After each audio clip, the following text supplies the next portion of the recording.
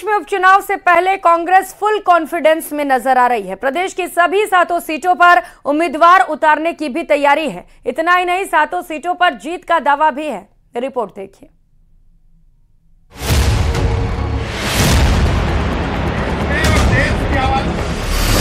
उपचुनाव से पहले फुल कॉन्फिडेंस में कांग्रेस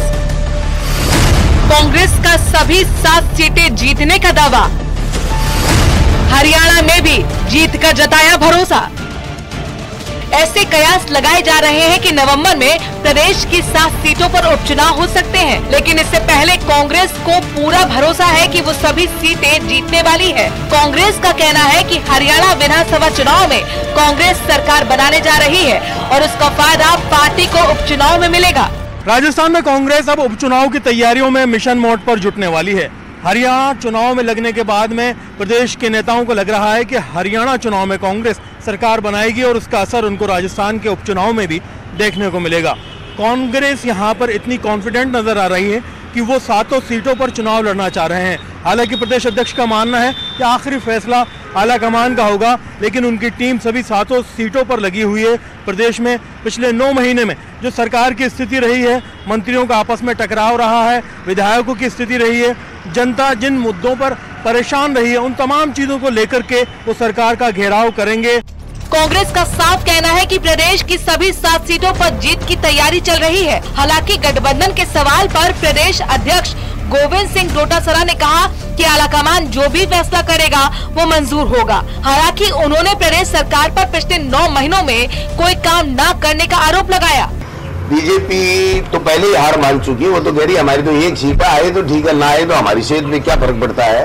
और ये बात भी ठीक है, उनकी अगर 7 में से 0 होता है तो भी सरकार तो उन्हीं की है, इसलिए वो संतोष कर रहे हैं। हम संतोष नहीं कर रहे, हम तो 6 तो हमारी है ही है, बीजेपी की नहीं है तो हमारी है वो तो।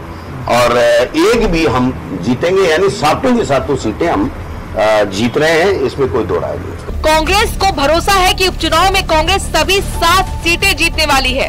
गठबंधन का फैसला आलाकमान पर छोड़ दिया गया है, लेकिन जब तक गठबंधन का फैसला नहीं होता तब तक कांग्रेस नेता अकेले दम पर जीतने का दावा कर रहे हैं। हालांकि लोकसभा चुनाव में कांग्रेस ने आरएलपी और माकपा के साथ गठबंधन किया था और एक सीट पर बीएपी प्रत्याशी को समर्थन दिया था।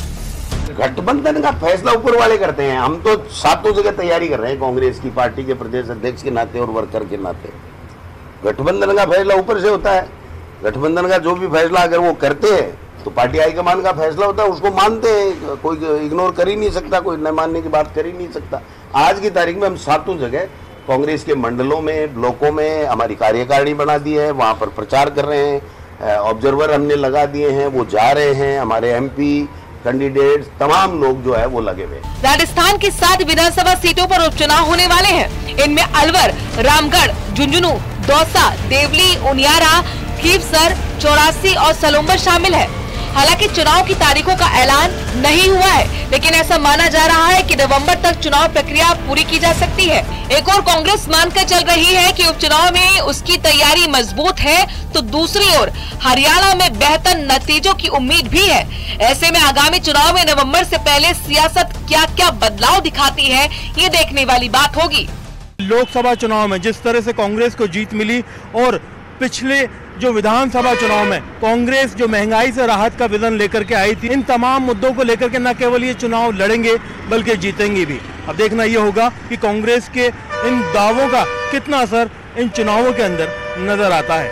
कैमरा पर्सन शेर सिंह के साथ में अरबाज अहमद, न्यूज़ 18 के लिए जयपुर से। खबरों में आगे बढ़ेंगे। अलवर बीजेपी अनुसूचित जाति मोर्चा के प्रदेश उपाध्यक्ष भजनलाल रोलन ने अमेरिका में राहुल गांधी के आरक्षण खत्म करने के बयान की निंदा की।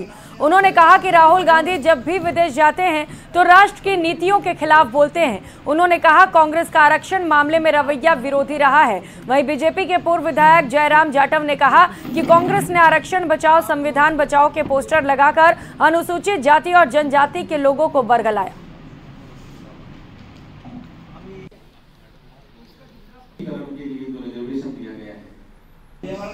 शुरुआत में जो आरक्षण का जो प्रोविज़न जो किया गया था वो बाबा साहब अम्बेडकर और गांधी जी के बीच में जो हुआ था वो एससी और एसटी के लिए हुआ था। और उसके बाद में जो कॉन्स्टिट्यूशन हमारा जो बना उसमें SC ST को आरक्षण देने के प्रोविज़न के साथ साथ में OBC के लिए जो काका कालेकर कमेटी बना करके और सर्वे करने की बात कही गई। तो वहीं ऊर्जा मंत्री हीरालाल नागर कोटा के दौरे पर हैं। मंत्री हीरालाल ने लोगों की समस्याओं के निस्तारण के निर्देश दिए। वहीं किसानों की समस्याओं को लेकर कहा कि आने वाले समय में किसानों को सुचारू रूप से बिजली मिले, इस दिशा में अभी तेजी से काम किया जा रहा है। बीजेपी सदस्यता अभियान को लेकर कहा कि हर कार्यकर्ता को 100 सदस्य बनाने का लक्ष्य दिया गया है। सांगोद विधानसभा में 25,000 सदस्य बने हैं, जिसे 35,000 तक लाया जाएगा।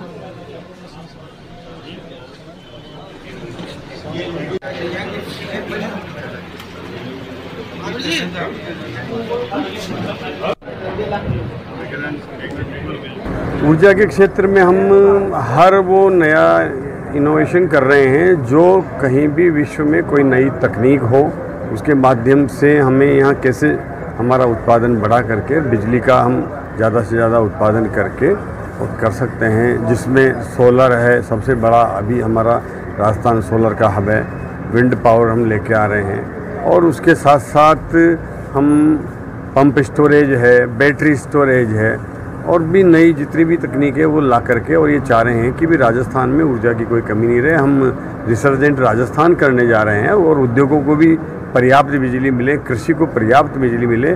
कृषि के लिए हम आने वाले 2 साल के अंदर 2 फीडर में दिन में लाइट देना चाहते हैं। उसके लिए इंफ्रास्ट्रक्चर भी डेवलप कर रहे हैं और हर GSS के वहीं पर सोलर लगा करके और हम GSS तैयार कर रहे हैं, सोलर का वहाँ प्लांट लगा रहे हैं ताकि उसी GSS से वहाँ के किसानों को दिन में बिजली मिल जाए ताकि उनको असुविधा ना हो।